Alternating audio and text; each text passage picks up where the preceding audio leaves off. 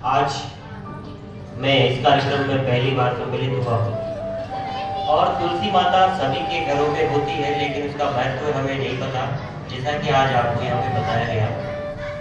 मैं मोदी भाई के साथ कई बार विद्यालयों में तुलसी पूजन और अनेक बाल संस्कार के कार्यक्रमों में साथ रहा हूँ और मुझे यहाँ आने के बाद और आपके साथ रहने के बाद मुझे पता चला कि हमारी जो भारतीय संस्कृति थी वो कहीं ना कहीं विलुप्त होती नजर आ रही है। उसी को आप वापस जागृत करने का काम कर रहे हैं और पूज्य बापू जी के इस गौशाला में आपने बहुत सारे कार्य ऐसे किए हैं जो हमारी संस्कृति को उजागर करते हैं, हमें ध्यान दिलाते हैं।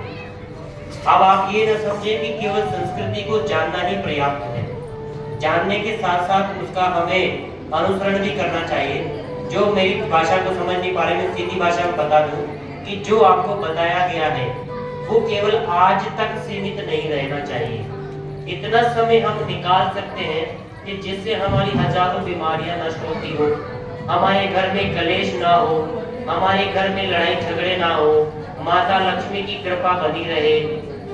इतने उपकार अगर किसी एक छोटे से काम से हो सकते हैं तो क्या वो काम रोज हमें करना चाहिए?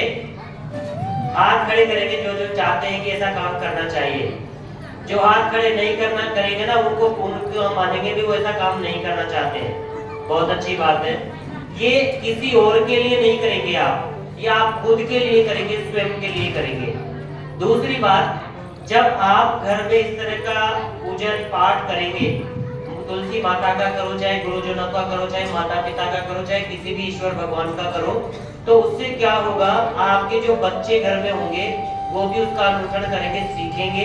और कभी भी कई लोग कहते हैं ना कि ये तो औलाद ही खराब होगी, कुपुत्र पैदा हो गया। वो कुपुत्र पैदा नहीं हुआ, उसने हमारे जो आचरण थे, हमारे जो व्यवहार थे, हमने जो उनको दिखाया, उससे वो कुपुत्र हुआ। पैदा सभी बराबर ही होते हैं। इसीलिए हमें हमारी संस्कृति, हमारे धर्मों के अनुसार जितने भी पूजन पाठ होते हैं वो हमें करने चाहिए। और ये तो नित्य करने वाला कार्य है। 10 मिनट लगती है नहाने के बाद में जल चढ़ाना और एक दीपक चढ़ाना और साथ परिक्रमा करना, कितना समय लगता है। आप देखेंगे कुछ ही दिनों में आपको खुद को इतना अच्छा महसूस होने लगेगा कि आप स्वयं इस काम को करने के लिए अपने परिवार के और जनों को भी प्रेरित करेंगे, कहेंगे कि ये काम करो।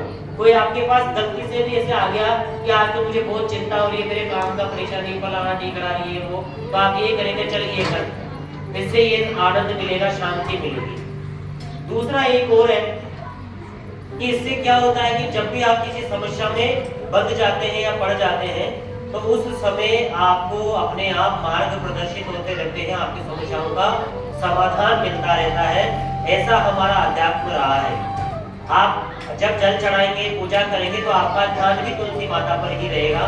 किसी गुरुजन भगवान की पूजा करेंगे तो ध्यान भी वही रहेगा।